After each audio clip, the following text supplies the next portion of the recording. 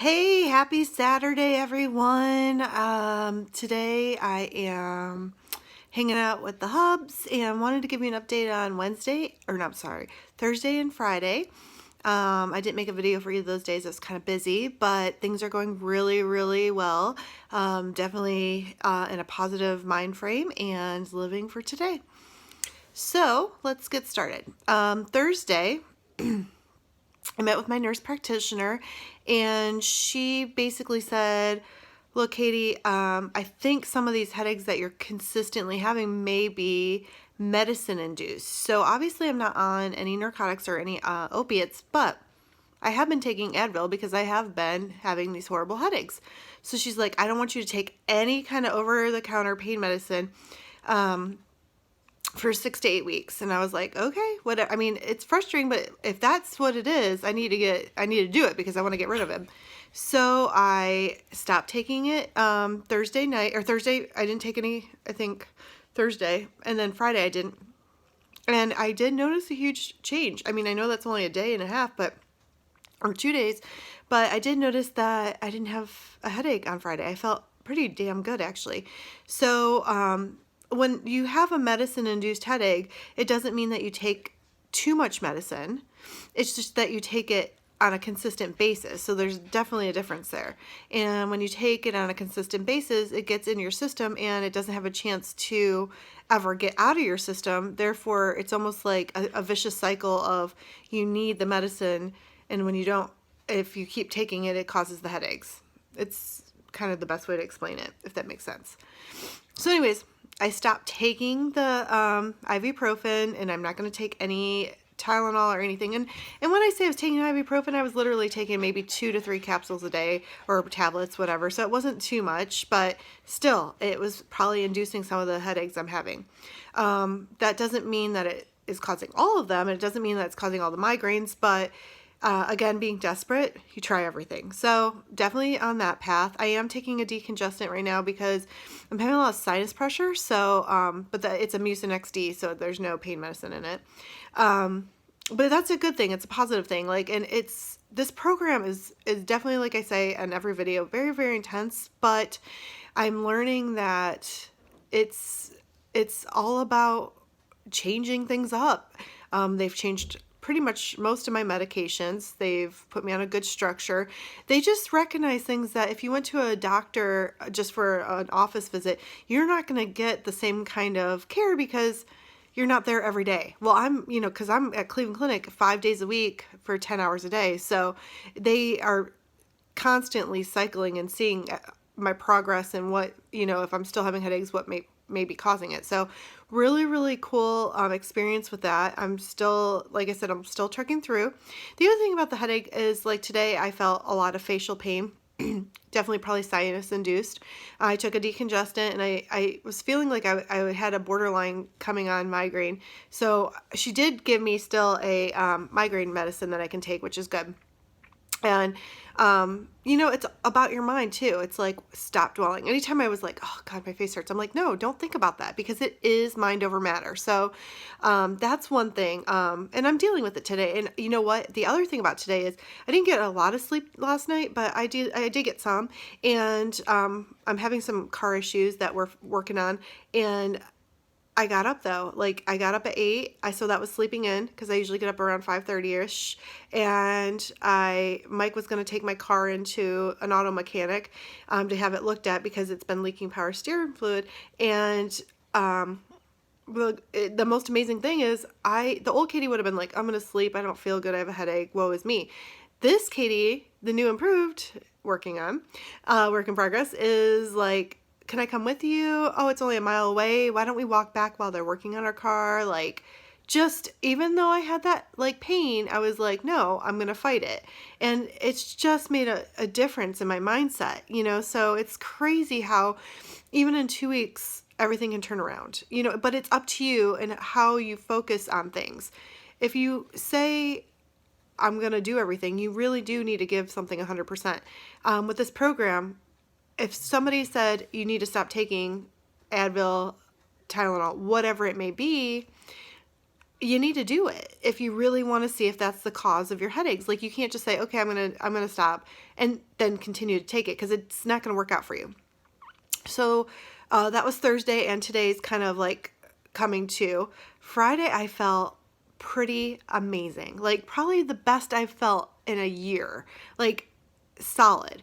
So so Thursday, like I said, really was the main focus on that was the medicine-induced headaches. And then, the rest of the day went pretty well, which is great. Woke up Friday, and that's our family day. So Mike's in town, so he came to Cleveland Clinic with me, and then they have family classes that he goes to, and then I do my own classes as well. And then there's a couple group settings that we sit in with other family members and stuff. So, excuse me, very, very, very, very thorough program.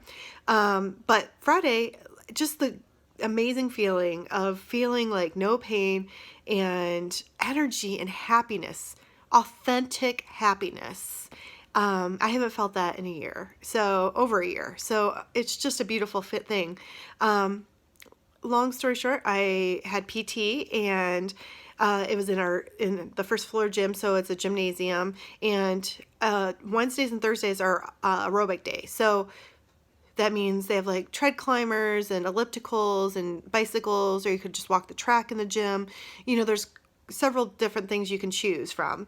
Well, I did the elliptical for 21 minutes, which is a great accomplishment in itself. Like I talked about on Wednesday, how I did it for 24. I did it for 20 because I wanted to do a cool down of being just on the track. So I started on the track, and I was doing a walk, and then I started to do a jog, and then I was running, and I'm like, holy shit, I am running. I'm running. With no pain. Oh my God. Like, I'm actually running. Like, I did like 3 or so laps running, and each time I got a little faster and a little faster and a little faster, which is like a ginormous accomplishment for me. So it was crazy, because like my physical therapist, Kara, was like, okay, make sure you cool down. So then I stopped running and just did the walk, just to get my heart rate back to where it needed to be. But it was just like, I just started out slow. It's almost like Forrest Gump. He started out just walking, fast walking, jogging, and he just kept running. I felt like Forrest Gump. So that was so exciting. That was such a huge accomplishment. Friday night was so fun. I'm from Amherst, Ohio, and I don't have really any family except for my one cousin who I'm staying with in Lorraine. So I don't have any family in Amherst anymore. I have friends still, but I was like, I want to go downtown and have Old Town Pizza and just embrace my childhood. So we kind of walked around downtown, which I gotta say, Amherst is just up and booming, and there's all these really great restaurants now, and it just gives me a lot of pride to say I grew up here. Like, it's just a beautiful downtown. They've done so much with it. It's always been great, but like, it's just really bumping, and just, I don't know, I can't explain it, but it's great to see how busy it is down there. So we went to Old Town Pizza, which is my favorite. My sister actually worked there in like 1990. And the owners, the McCarthys, are super duper nice. They were friends with my dad. And so we just kind of reminisced about Dad and how great he was, and how everybody was his friend. He would talk to the wall. He was just that friendly and charming. So it was nice to embrace that and hear outsiders' opinion about Dad, and just relive the experience. So that was really cool.